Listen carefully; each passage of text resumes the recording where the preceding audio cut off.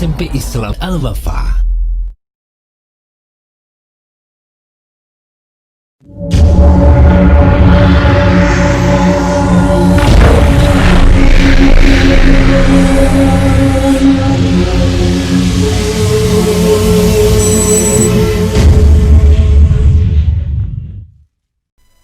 Assalamualaikum warahmatullahi wabarakatuh. Alhamdulillah, wassalatu wassalamu ala rasulillah wa ala alihi wa sahbihi wa man walah wa ba'd. Kembali lagi bersama saya pada pelajaran IPA. Kali ini kita akan membahas tentang bab 3, klasifikasi materi dan perubahannya. Cara mengklasifikasikan materi. Yang pertama, klasifikasi materi. Ketika kamu mengumpulkan sekelompok benda berdasarkan sifatnya, langkah-langkah yang dapat dilakukan adalah sebagai berikut: mengamati karakteristik benda tersebut, mencatat persamaan dan perbedaan sifat benda masing-masing, memasukkan benda-benda yang memiliki persamaan sifat ke dalam satu kelompok, kemudian memberi nama yang sesuai pada setiap kelompok benda tersebut.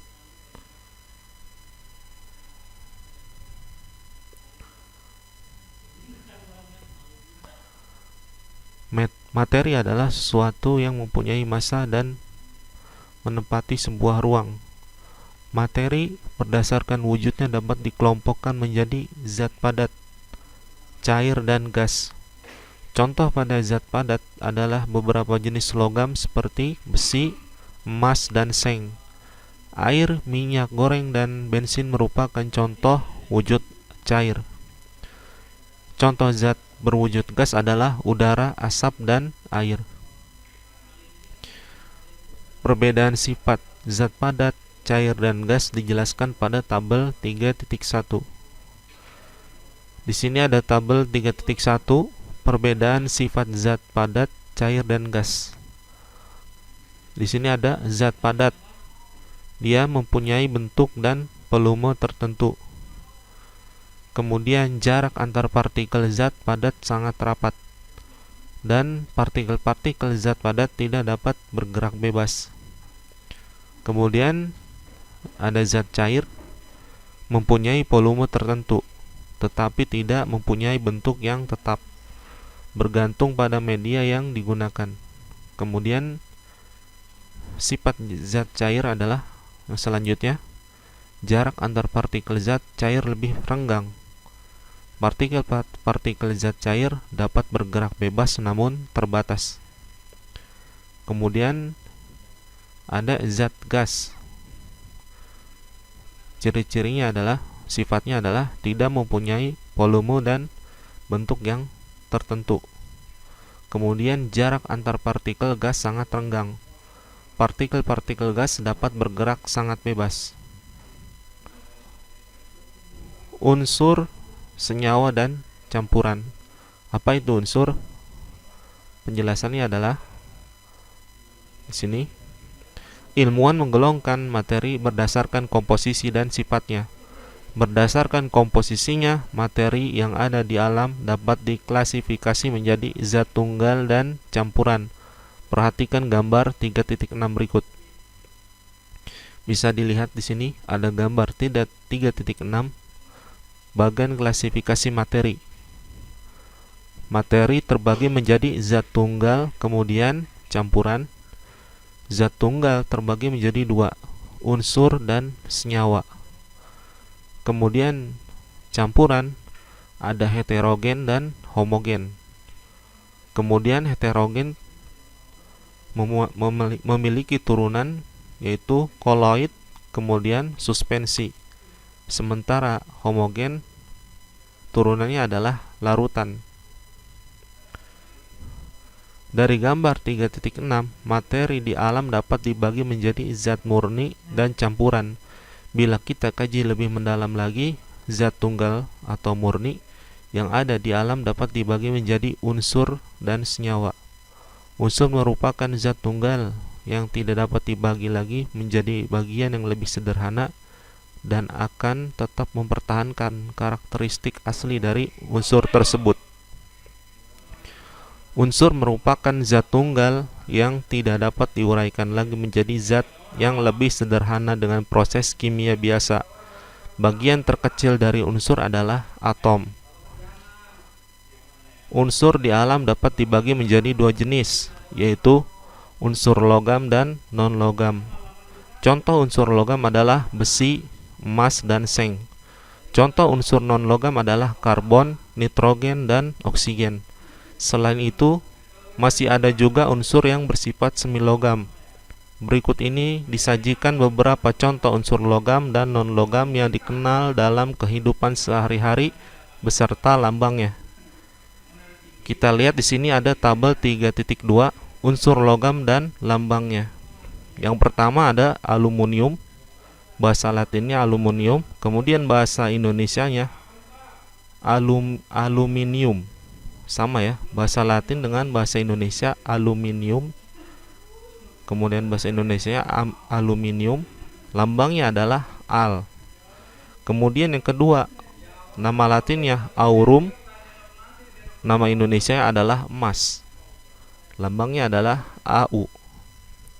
Kemudian ada argentum, atau bahasa Indonesia adalah perak, lambangnya adalah Ag. Kemudian ada kalsium, bahasa Latinnya ya pakai C, tetapi bahasa Indonesianya dengan K, kalsium, lambangnya adalah Ca. Kemudian ada cuprum, nama Indonesia adalah tembaga, lambangnya adalah Cu. Kemudian ada ferrum, nama Indonesia adalah besi, lambangnya adalah Fe ya, V.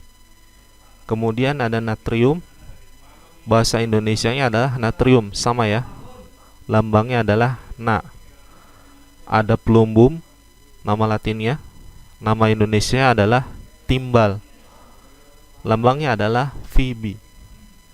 Kemudian ada stannum, bahasa Indonesianya adalah timah, lambangnya adalah Sn.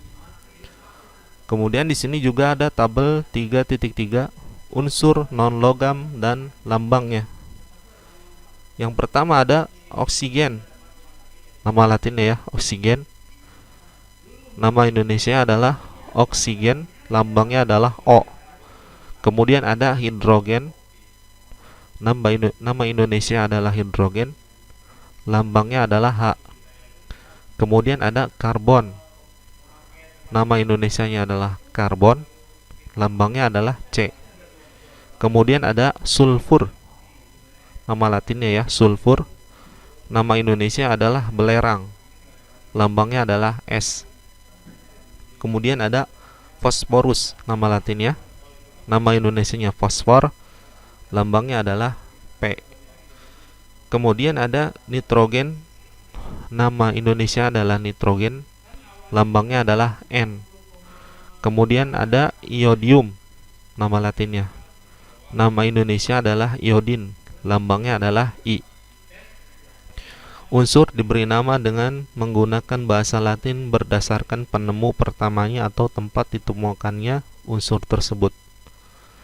Beberapa unsur menggunakan nama untuk menghormati identitas penemunya atau tempat penemuannya. Simbol unsur dibuat untuk memudahkan dalam penulisan nama unsur, yaitu dengan cara menyingkatnya. Simbol unsur yang saat ini digunakan secara internasional adalah simbol unsur yang diusulkan oleh John Jacob Berzelius. Cara pemberian lambang unsur menurut Berzelius adalah sebagai berikut. Yang pertama, setiap unsur dilambangkan dengan satu huruf, yaitu huruf awal dari nama Latinnya. Yang kedua, huruf awal ditulis dengan huruf kapital atau huruf besar. Kemudian, yang ketiga adalah untuk unsur yang memiliki huruf awal sama diberikan satu huruf kecil dari nama unsur tersebut. Contohnya, karbon, nama Latinnya adalah karbon dengan C ya, dilambangkan dengan C.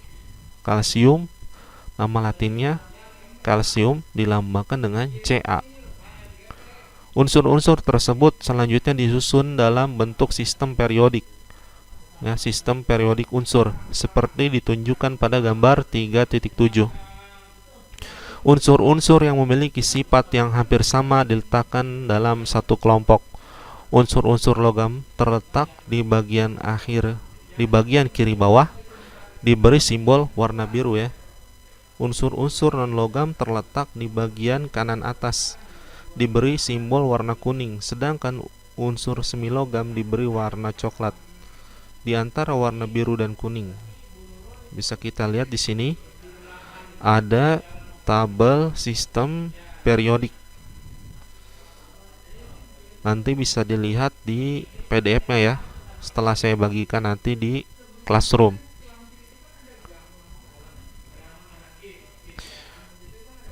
Kemudian unsur logam dan non-logam memiliki perbedaan sifat fisika dan kimia. Berikut perbedaan sifat unsur logam dan non-logam. Tabel 3.4 perbedaan unsur logam dan non-logam. Di sini ada logam berwujud padat pada suhu kamar kecuali raksa. Yang kedua, dapat ditempa dan dapat direnggangkan. Yang ketiga, konduktor listrik dan panas. Jadi si logam ini bisa mengalirkan listrik atau panas. Kemudian non-logam ada yang berwujud padat, cair dan gas. Kemudian yang kedua, bersifat terapu dan tidak dapat ditempa. Dan yang ketiga, non-konduktor kecuali grafit. Beberapa kegunaan dari beberapa unsur diperlihatkan pada tabel 3.5 berikut. Di sini ada tabel 3.5 unsur logam dan non-logam serta kegunaannya. Nama unsur natrium, simbolnya Na. Kegunaannya adalah bahan untuk membuat lampu natrium dan senyawanya digunakan untuk garam dapur. Kemudian ada strontium, Sr. Senyawanya digunakan untuk membuat warna merah, kembang api, dan bahan pembuatan cat kering. Kemudian ada magnesium dengan simbol Mg. Paduannya digunakan untuk bahan pesawat. Kemudian ada iodin, simbolnya adalah I. Bahan untuk antiseptik dan senyawanya digunakan untuk garam, meriodium, dan fotografi. Kemudian selanjutnya pembahasan tentang senyawa. Dalam kehidupan sehari-hari kita sering menggunakan air, gula, garam, asam cuka, dan beberapa bahan lainnya. Bahan-bahan tersebut merupakan senyawa. Kamu telah mengetahui bahwa bagian terkecil dari sebuah unsur adalah atom. 2 atau lebih atom dapat bergabung melalui reaksi kimia dan membentuk molekul. Molekul merupakan bagian terkecil dari suatu nyawa. Dengan demikian, kamu dapat menjelaskan bahwa senyawa terdiri atas 2 buah unsur atau lebih. Suatu senyawa masih dapat diuraikan menjadi unsur-unsurnya. Dari uraian tersebut dapat dijelaskan bahwa senyawa merupakan zat tunggal atau murni yang dapat diuraikan menjadi 2 atau lebih zat yang lebih sederhana dengan proses kimia biasa. Misalnya, air yang memiliki rumus H2O dapat diuraikan menjadi unsur hidrogen H dan oksigen O ya.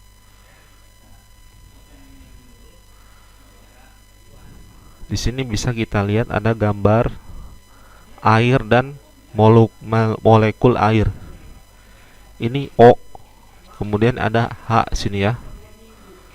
Ada unsur hidrogen itu H. Ini ada 2. Kemudian ada unsur oksigen yang merah ya, O. Senyawa dapat diuraikan menjadi 2 unsur atau lebih dengan proses kimia biasa. Perhatikan tabel 3.6 berikut yang menunjukkan beberapa contoh senyawa dan unsur penyusunnya. Tabel 3.6 contoh senyawa sederhana dan unsur penyusunnya. Senyawa pertama, air. Unsur penyusunnya adalah hidrogen dan oksigen. Kemudian yang kedua, garam dapur atau natrium klorida. Unsur penyusunnya adalah natrium dan klorin. Kemudian ada gula tebu atau disebut dengan sukrosa. Unsur penyusunnya adalah karbon, hidrogen, dan oksigen. Kemudian pembahasan selanjutnya adalah campuran.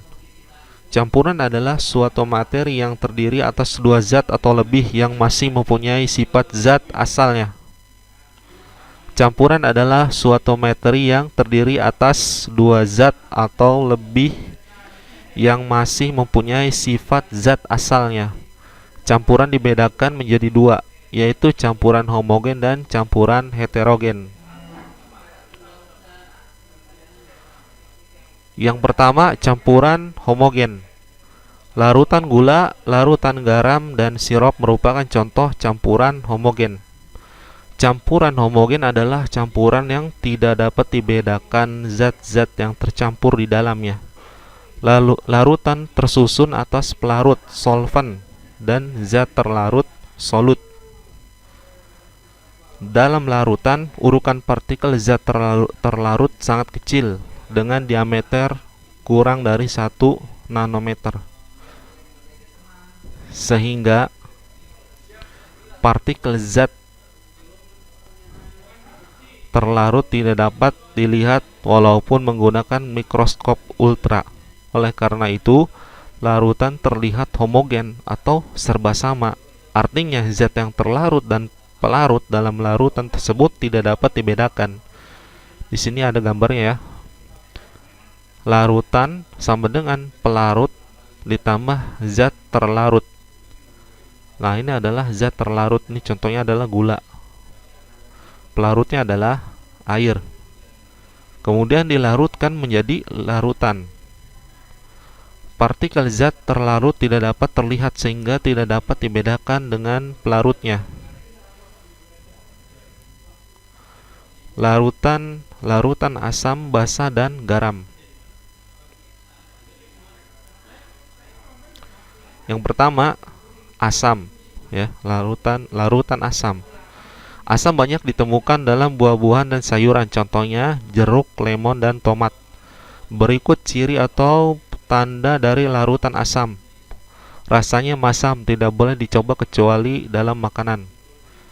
Dapat menimbulkan korosi, mengubah kertas lakmus biru menjadi merah. Kemudian basa.